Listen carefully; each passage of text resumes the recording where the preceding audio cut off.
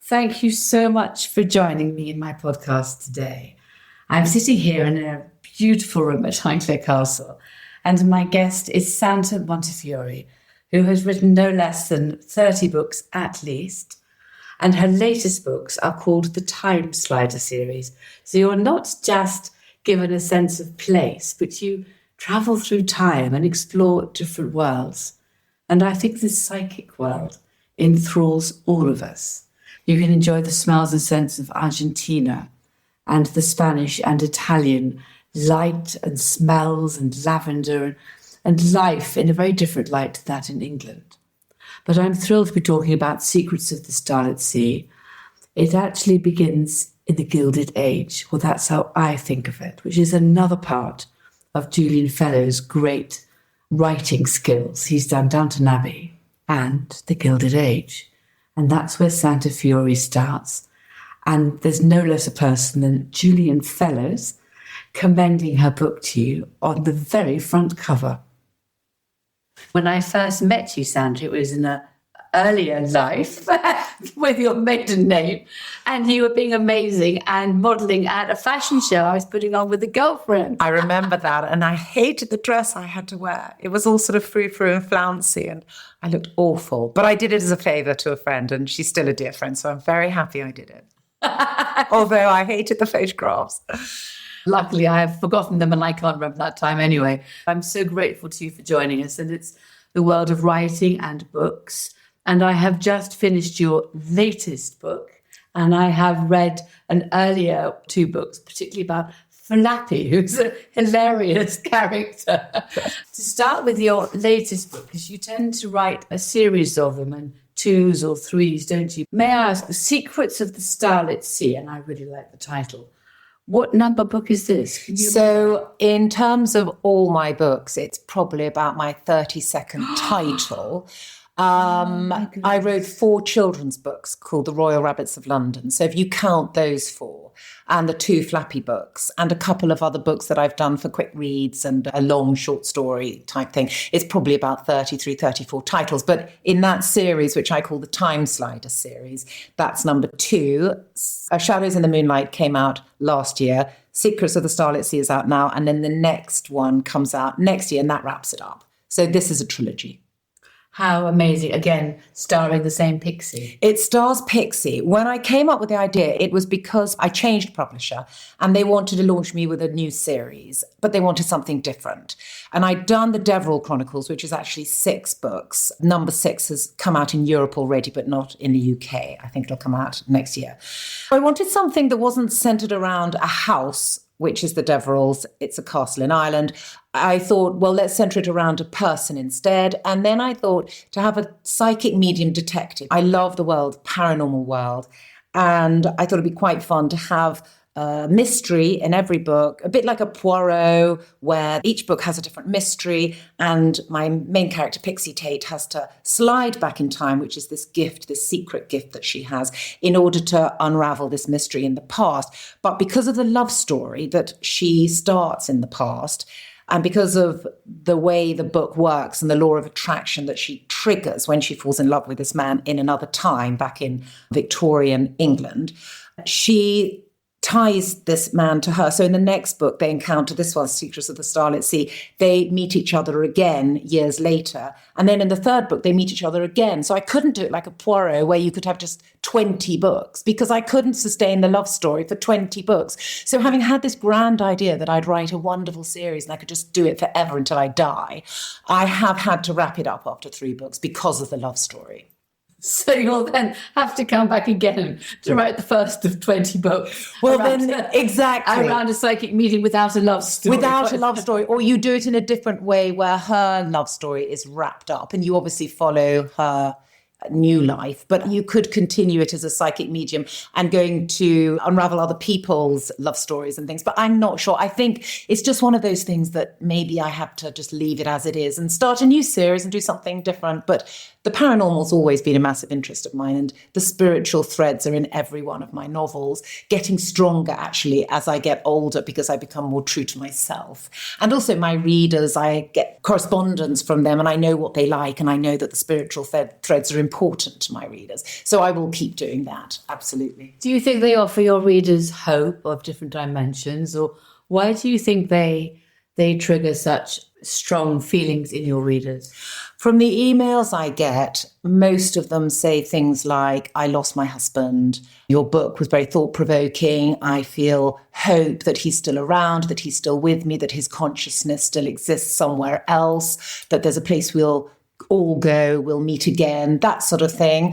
I think all those books that have strong spiritual themes and threads do make people question, what are we here for? What's the purpose? And they think beyond the material, beyond the things, the world of form, as Eckhart Tolle calls it. He's one of my favorite spiritual writers.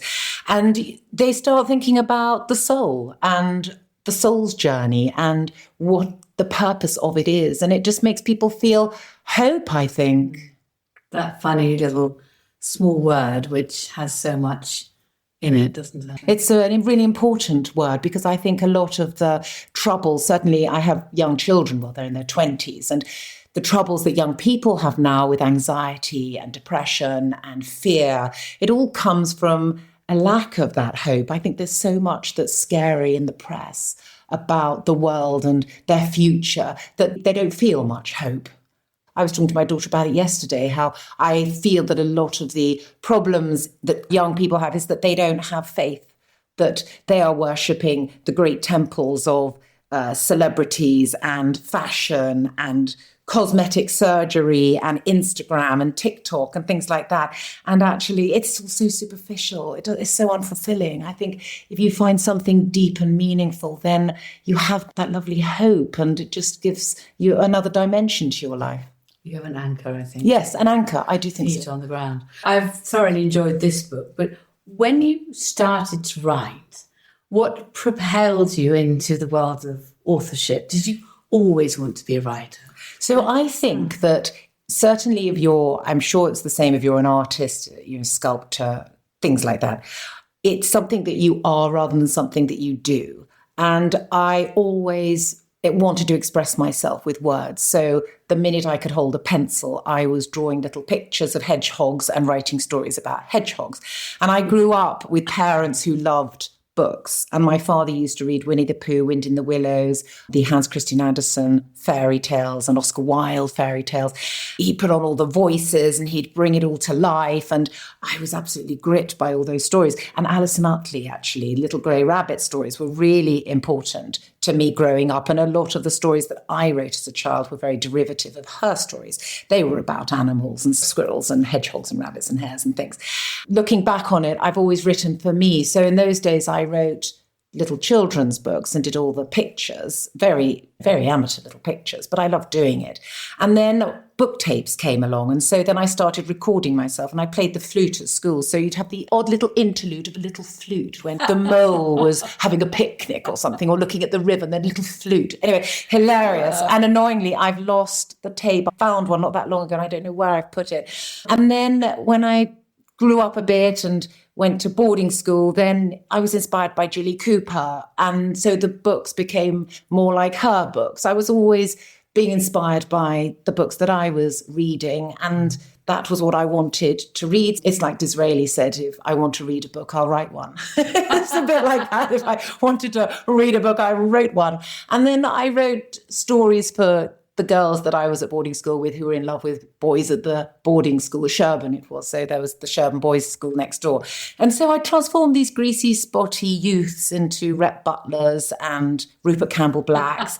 And then when I left university, I always thought one day when I'm a grown-up and Did you read English at university? I didn't actually. I read Spanish and Italian, but I did English A-level. And I would have probably done English. I don't know whether my English A-level was good enough. I went to Argentina for a year and came back fluent in Spanish and then did Italian as a beginner. I wasn't allowed to do French as a beginner, otherwise I would have done that. So I did Spanish and Italian at university. Literature was always part of my course, my Spanish course, my Italian course. I did both literature and those languages. I've always loved reading, but I focused on one day when I was a grown-up, I would write a serious grown-up novel, like a Gone with the Wind or a Thornbirds type book.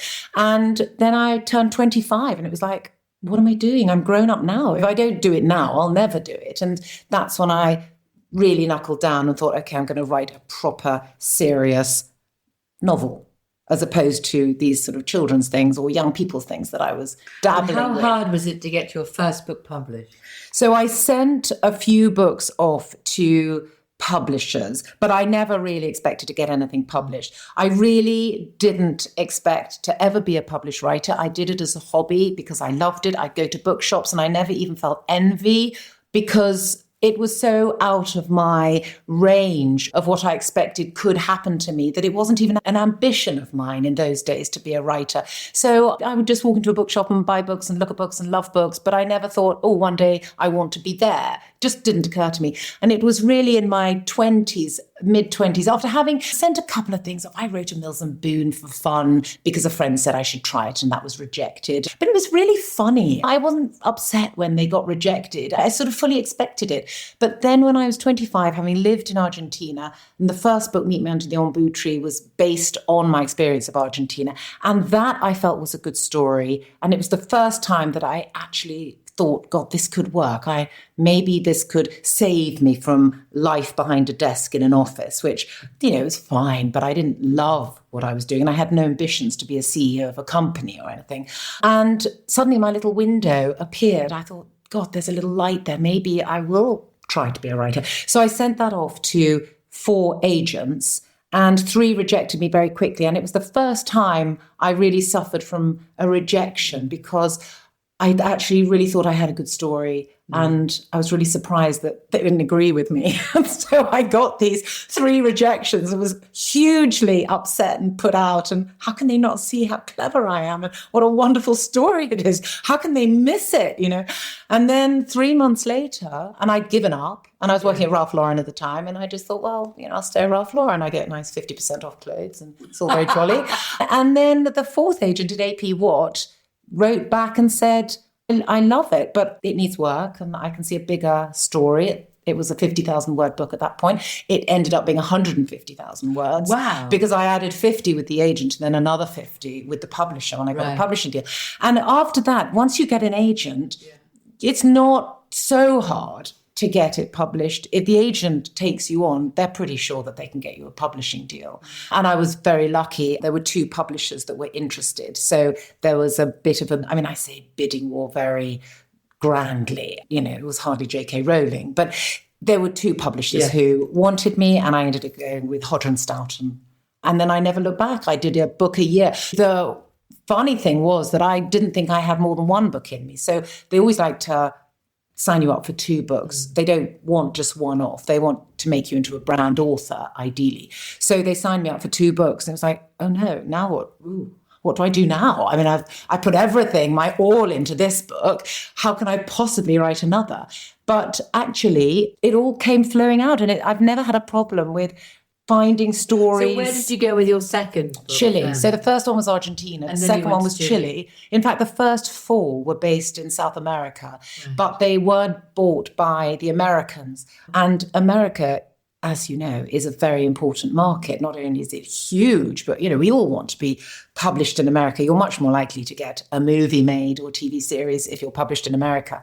So America were not interested in Latin America. I was told that they view Latin America not as polo and tango and all these romantic sort of Eva Peron or Evita the musical. That's how we view Latin America, especially Argentina. It's very glamorous. They see it as illegal immigrants and people coming across the border, and they have a more negative view, or they did back then. I think things have changed. In fairness, I think things have really changed, certainly in the last sort of 10 years. But we're talking 30 years ago. It was a different world back then. And so the 5th book that I was commissioned to write, I moved to Italy.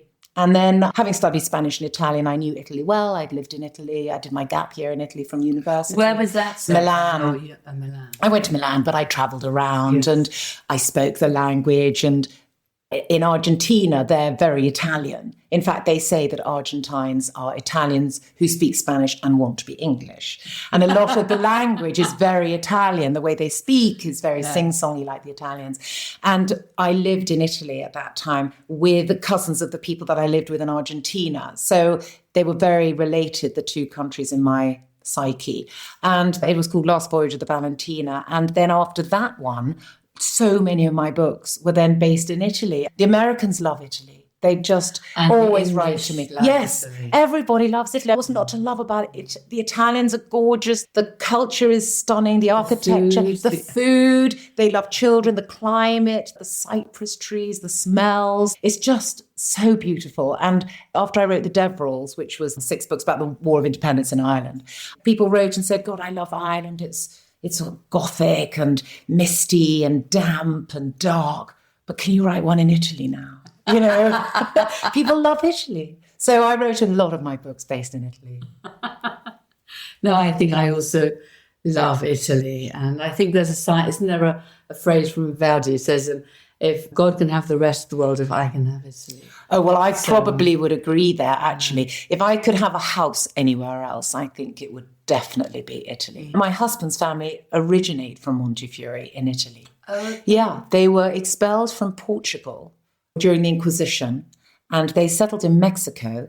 Then they were denounced as Jews practicing Judaism when it was prohibited. Yes. And in their basement, they were meant to be practicing Judaism. And they were all garroted and burned, except a little baby boy who was spirited out of the country by a relation or somebody and settled in Montefiore in Italy. And then he took the name Montefiore.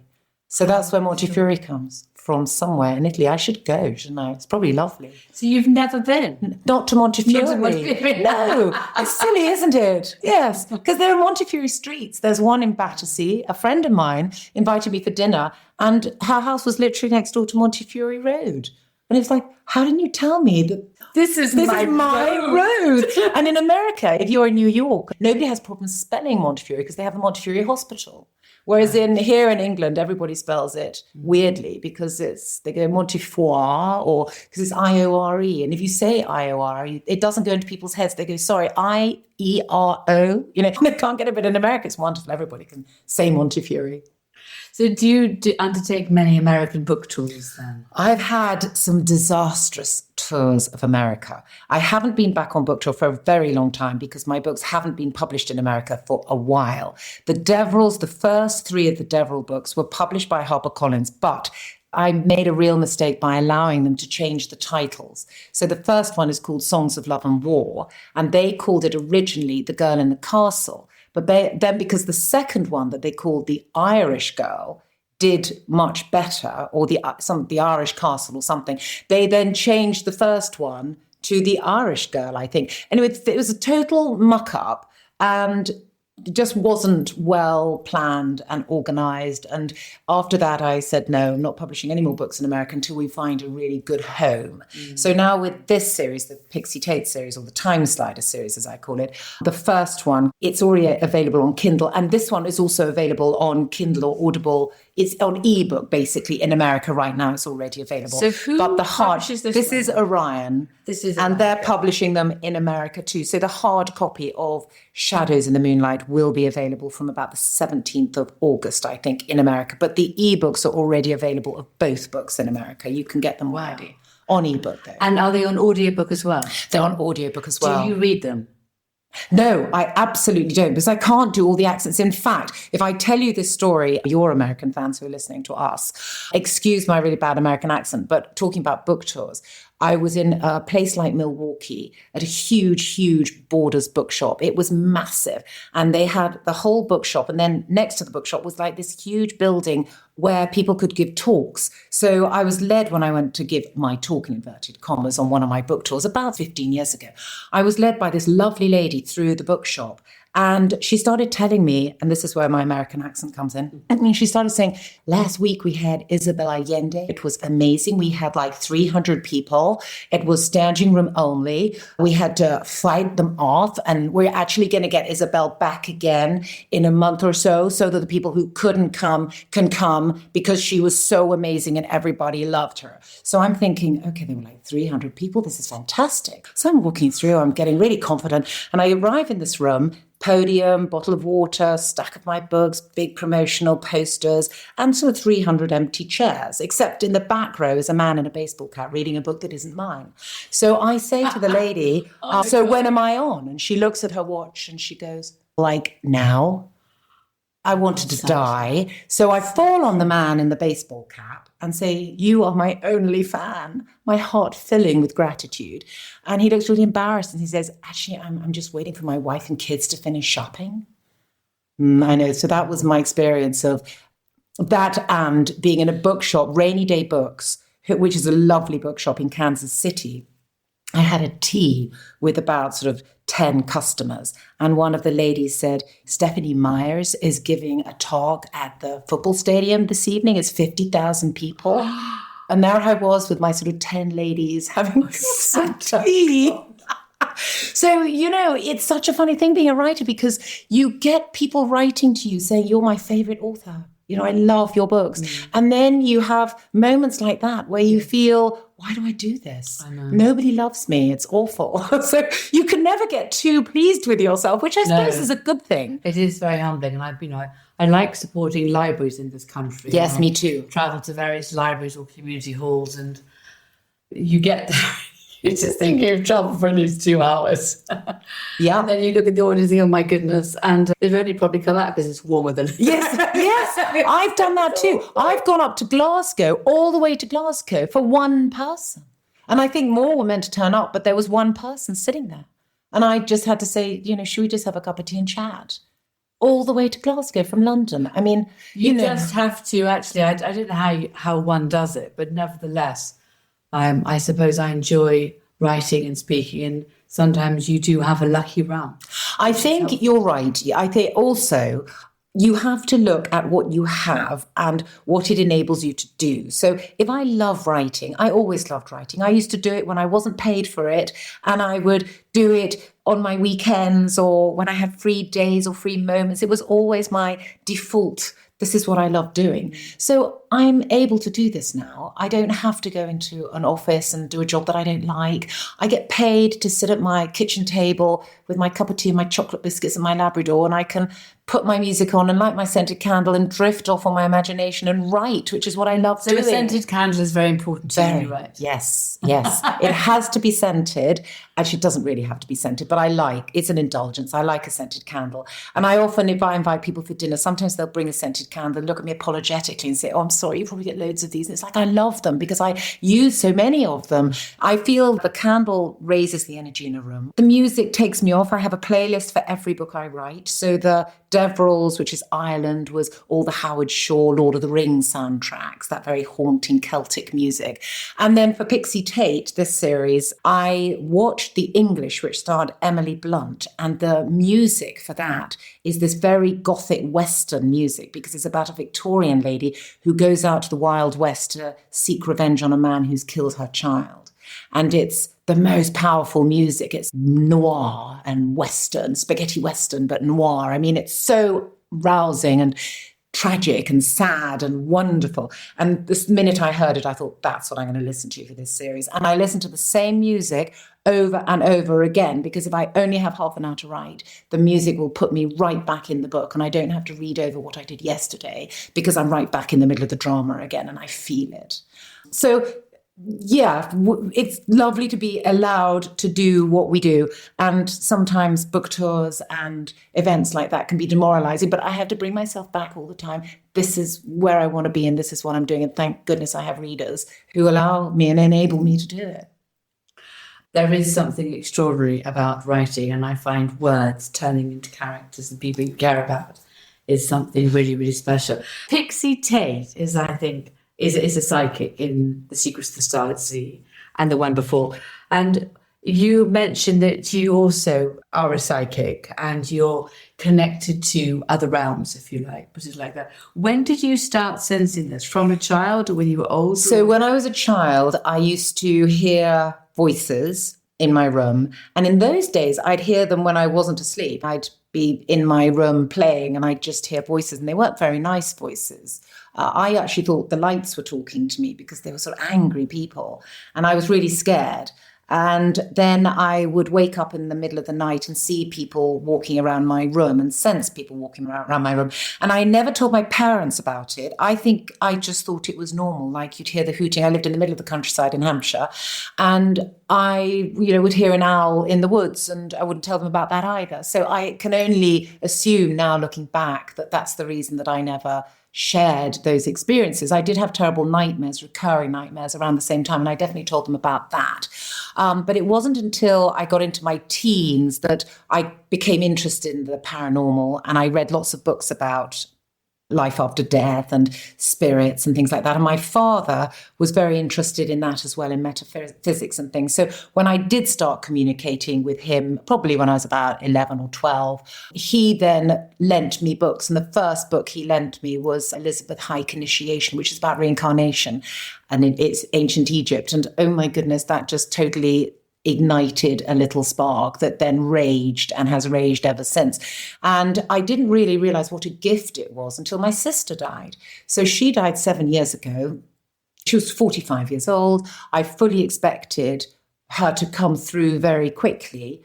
Nothing happened. And I wondered, why is it that, I see other people who have nothing to do with me walking around my room at night? So when my sister did finally come through to me, I was lying in bed at night, and every night I'd go to bed wanting her to come and asking her to come. And I was just so tired that night, I just didn't even ask. I just went to sleep. And when I opened my eyes, she was by my bed, leaning forward and going, Santa, Santa, Santa, Santa, Santa, Santa, like that. And she looked like she was 18 years old, really glossy, really happy, really gorgeous and beautiful and healthy. And bearing in mind, she was a drug addict and an alcoholic and had been very, very unhappy at the end of her life. And when she appeared to me, she was as an 18-year-old, full of health and absolutely radiant. And she was in a baby pink T-shirt. Now that's significant. So when, after communing with her, I didn't say anything, I didn't get any words back, I just was with her and looking at her, and she's like a hologram. And when I sort of lost her, I still felt her, but I'd lost the image of her. I then got up to go to the bathroom and woke my husband up. And I said, oh, I've just seen Tara.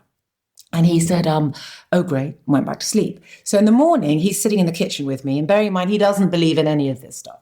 And he thinks I'm a bit mad. So I call my mother and I tell her, and she said, that's amazing because we buried Tara in a baby pink T-shirt.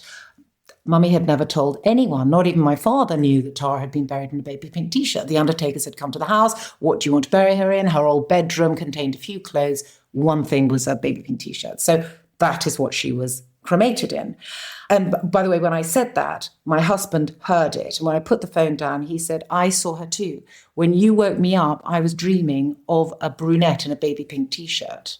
And he thought that was really amazing because he doesn't easily believe in things that he can't see and rationalize with his intelligence, with his mind. And I think that Tara projected herself because, she wasn't in her physical form. I think that she projected herself in her baby pink T-shirt so that my mother would know that I had really seen her because I knew I'd seen her. I love seeing spirits. I just wish I saw them more often. Maybe I'll see a few here. Well, there's always a chance. But I think this is an old house and it has a strong sense of place, and many people have lived here for generations, and some sort of get caught up here and stuck here, and others pass on through. I hope that many people will come back and continue to read your trilogy, which is part of the Pixie saga. I had a friend called Pixie. Oh, did you? A very special older lady. Oh. She was very precious. I'm not sure whether she could see people or not, and I'm quite sure she has gone into the light. Oh. But anyway, the Pixie series is very precious, and I've thoroughly enjoyed Secrets of the Starlit Sea. I hope everyone who's listening to this will read it and tell their friends to read it as well, and go back to read some of Santa's other books. And I have to say, I thoroughly enjoyed your Flappy series because she was perfectly abominable, but hilarious. And actually, if you want some hilarity, and I couldn't figure out how on earth you were going to redeem her. I know. Well, I thought, oh my God, how's this going to work out? But anyway, it's really good summer reading and it's fun. So it is fun. Well, I wrote it in lockdown to entertain my readers. Well, I think it's very entertaining and it'll draw me into more of your books, Santa. Oh. Thank you. So every year in the summer, Santa, we have a garden party, although next year I thought we'd up it a little bit and have a summer ball, beginning with cocktails and moving on to dancing. And I'm going to actually make everybody real. So if you were to bring one guest to this wonderful party, apart from your husband perhaps, who would be obviously irresistible, who would you bring? Julian Fellows, of course. You cannot do better in terms of wit and charm, and probably light of foot on the dance floor too. Well, actually, Julian's come to some of my reading parties. I saw Hyacinth Bouquet. He tends to prefer to watch them. I guess we got Downton Abbey because of good food, good wine, and good conversation. Thank you so much for joining us. Well, thank you very much for having me here in this beautiful Highclere Castle. It's just such a privilege to come through the gates and see it in the flesh after having seen it so often on television. So it's really magical. So thank you very much. I'm just honoured that you were here. Thank you, Santa.